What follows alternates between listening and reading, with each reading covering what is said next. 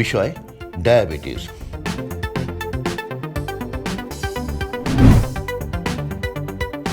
Diabetes বলতে আমরা কি বুঝি? ডায়াবেটিস একটি হরমোনজনিত রোগ। আমাদের অগ্নাশয় থেকে ইনসুলিন নামক একটি হরমোন সিক্রেশন হয়। তো এই ইনসুলিনের কাজ হচ্ছে আমরা খাওয়ার পরে আমাদের খাবার থেকে যে গ্লুকোজ তৈরি হয় এটাকে সেলের ভিতরে ঢোকানো, এবং গ্লুকোজ যখন সেলের ভিতরে ঢুকে সেটা বিভিন্ন শক্তি উৎপাদন করে, যেটা আমরা আমাদের দৈনন্দিন কাজে ব্যবহার করি।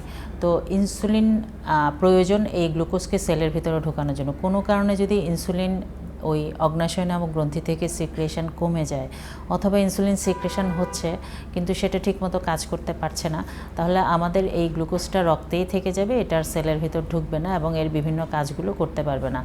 তো এই গ্লুকোজ সেলের ভিতরে না ঢুকে রক্তে থেকে যাওয়াটাই হচ্ছে ডায়াবেটিস, সহজ বাংলায় যেটাকে আমরা বলি।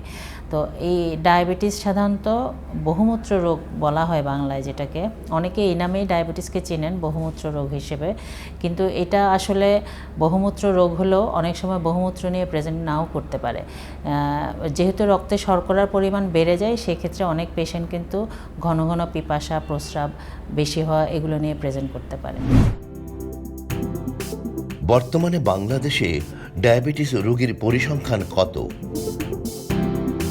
আসলে ডায়াবেটিস একটা গ্লোবাল এপিডেমিক। আমাদের সারা বিশ্বের মতো আমাদের দেশেও কিন্তু ব্যাপক হারে ডায়াবেটিস রোগীর সংখ্যা বাড়ছে, এবং ইন্টারন্যাশনাল ডায়াবেটিস ফেডারেশনের তথ্য অনুযায়ী বাংলাদেশে এখন প্রায় 13.9 মিলিয়ন মানুষ ডায়াবেটিসে আক্রান্ত আছে, এবং এর প্রাদুর্ভাব আসলে প্রিভ্যালেন্স হচ্ছে 13.2%, যেটা আসলে খুবই অ্যালার্মিং। এবং গ্লোবালে আমরা 8ম দেশ হিসেবে আছি ডায়াবেটিক পপুলেশনের দিক থেকে, এবং আমাদের এই সাউথ ইস্ট এশিয়াতে আমরা কিন্তু 2nd পজিশনে আছি ডায়াবেটিক পেশেন্টের সংখ্যার দিক থেকে।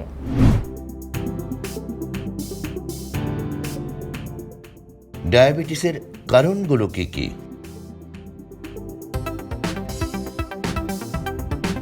ডায়াবেটিস আসলে 4 ধরনের। এর মধ্যে type 1 diabetes, type 2 diabetes, diabetes due to other disease, যেগুলো আমি একটু পরে বলছি, এবং হচ্ছে গর্ভকালীন ডায়াবেটিস। তো এক একটা ডায়াবেটিসের কারণ আসলে এক এক রকম। প্রথমে আসি টাইপ 1 ডায়াবেটিস। এটা হচ্ছে অটোইমিউন একটা ডিজিজ। অটোইমিউনিটি হচ্ছে আমাদের শরীরের নিজের বিরুদ্ধে নিজের একটা রোগ প্রতিরোধ ক্ষমতা তৈরি হওয়া। তো আমাদের অগ্নাশয়ের যে গ্রন্থি থেকে আমাদের ইনসুলিন হরমোন সিক্রেশন হয়, এর বিরুদ্ধে একটা অ্যান্টিবডি তৈরি হয়। এই অ্যান্টিবডি আমাদের সেই বিটা সেলগুলোকে ধ্বংস করে, যার ফলে ইনসুলিন সিক্রেশন হয় না।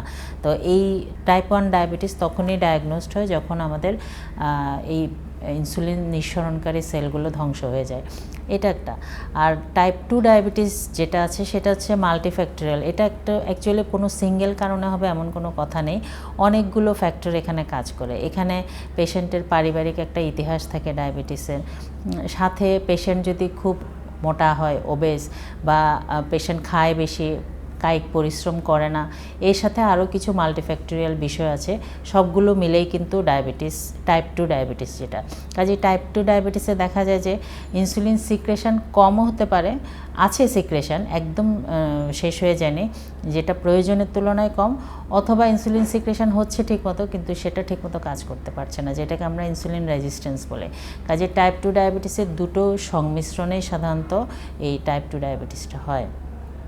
এছাড়া আছে আদার কোনো ডিজিজের কারণে ডায়াবেটিস হতে পারে, যেমন হরমোনজনিত কিছু রোগ, কিছু ওষুধের কারণেও হতে পারে, যেমন স্টেরয়েড জাতীয় ওষুধ সেবন করলে, অথবা ক্যান্সার পেশেন্ট যারা কেমোথেরাপি পেয়ে থাকেন তাদের অনেক সময় কেমোথেরাপি পাওয়ার পরে ডায়াবেটিস দেখা দেয়। তো এছাড়া আরেকটা হচ্ছে গর্ভকালীন ডায়াবেটিস। এটা খুব ইম্পর্ট্যান্ট, কারণ মহিলারা যখন গর্ভকালীন সময়ে সাধারণত 24 সপ্তাহের পরের থেকে যে ডায়াবেটিসটা, 2nd ট্রাইমেস্টারের পরের থেকে যে ডায়াবেটিসটা হয় সেটাকে আমরা গর্ভকালীন ডায়াবেটিস বলি, এবং এটা শনাক্ত করার জন্য আমরা সাধারণত 24 থেকে 28 সপ্তাহের সময় একটা ডায়াবেটিসের টেস্ট করে থাকি। ডায়াবেটিসের লক্ষণগুলো কি কি? আসলে ডায়াবেটিসের কোনো লক্ষণ নাও থাকতে পারে। 50% পেশেন্ট কিন্তু কোনো লক্ষণই থাকে না। হ্যাঁ, ইনসিডেন্টালি পেশেন্ট যখন কৌতূহলবশত দেখতে যায় যে তার ডায়াবেটিস আছে কি না, তখন হঠাৎ করে ধরা পড়ে। অথবা অনেক পেশেন্টের সে কোনো কারণে সার্জারিতে যাবে, সেক্ষেত্রে রুটিন পরীক্ষা করার সময় ডায়াবেটিস ধরা পড়ে। আবার অনেক সময় অন্য কোনো রোগের কারণে যখন রুটিন পরীক্ষা হিসেবে ডায়াবেটিস করা হয় তখন ধরা পড়ে, কাজেই লক্ষণ নাও থাকতে পারে। আবার কিছু কিছু ডায়াবেটিক পেশেন্ট লক্ষণ নিয়ে প্রেজেন্ট করে, সেগুলো হচ্ছে পেশেন্টের ঘন ঘন পিপাসা পাওয়া এবং ঘন ঘন প্রস্রাব হওয়া, আর হচ্ছে পেশেন্ট মানে অজানা কারণে মানে আনএক্সপ্লেইনড ওয়েট লস যেটাকে বলা হয়, কোনো কারণে যদি পেশেন্ট শুকিয়ে যায় যেটার আসলে আমরা কোনো কারণ খুঁজে পাচ্ছি না, এই ধরনের লক্ষণগুলো নিয়ে অনেক সময় প্রেজেন্ট করতে পারে। এছাড়া কোনো ক্ষত যেটা দীর্ঘস্থায়ী কিন্তু শুকাচ্ছে না, ঘাটা বিভিন্ন রকম ওষুধ সেবনের পরও, এটা একটা লক্ষণ। আর মহিলাদের মাসিক অনিয়মিত হওয়া, এটাও একটা লক্ষণ, সাথে বন্ধ্যাত্ব নিয়েও প্রেজেন্ট করতে পারে মহিলারা। কাজে এই সমস্ত লক্ষণ নিয়ে ডায়াবেটিক পেশেন্টরা আমাদের কাছে প্রেজেন্ট করে।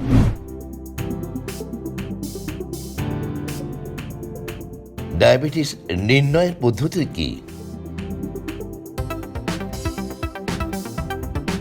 ডায়াবেটিস নির্ণয়ের জন্য আসলে প্রথমে হচ্ছে পেশেন্টের সিমটম আছে কিনা, যেটা বলছিলাম যে ঘন ঘন পিপাসা পাওয়া, প্রস্রাব করা এবং শুকিয়ে যাওয়া, এগুলো থাকতেও পারে আবার নাও থাকতে পারে। সেই ক্ষেত্রে ডায়াবেটিস নির্ণয়ের জন্য আমাদেরকে রক্ত পরীক্ষা করতে হবে।